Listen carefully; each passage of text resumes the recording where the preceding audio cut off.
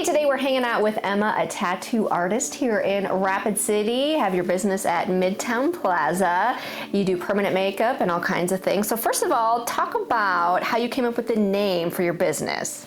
So Duende Ink is in Spanish, and it means the mysterious power of art that deeply moves a person. And so a lot of my clients, they come up with a lot of unique ideas for memorial tattoos. And so I feel like that tattooing is just a complete new side of art. And so, you know, it does move a lot of people. I opened up my business in March of 2023. So I traveled to California and took some classes there, came back in March, opened my shop, and ever since then, I love it. I do full body tattoos, I do permanent makeup, which includes brows and then lips, and then I do body piercings as well. So I had a client and I mentioned to them, they worked at Monument, and I mentioned to them that I was wanting to get into free brows for chemo patients. I had a 26-year-old cousin, she passed away from colon cancer, and so we kind of seen firsthand, and then we have a lot of, you know, friends in the community that have had cancer and went through chemo, and so firsthand you see the ways that it affects them and going through chemo and losing their hair. And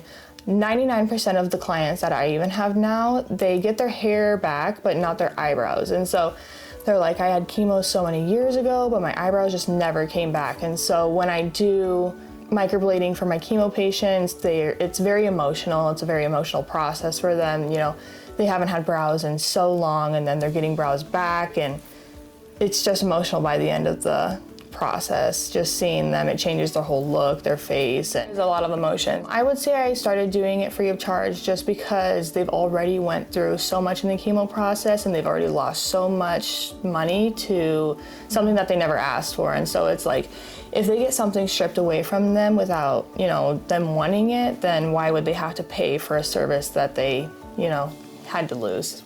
And so I decided to do it free of charge because that's, I feel like, the least I could do. If I have a small talent and they have a big loss, then it, I feel like, balances out. It's like, it changes your whole aspect on, you know, cancer patients and people going through chemo. I think that's probably the hardest part for them, is going through chemo and then losing their hair, because it really is changing your whole entire identity. And so it's like you're going from someone you knew and to just someone you recognize. Yeah, so really you're sort of giving these people their identity back in a way. Yeah. People can find me duendeink.com, DuendeInk on Instagram.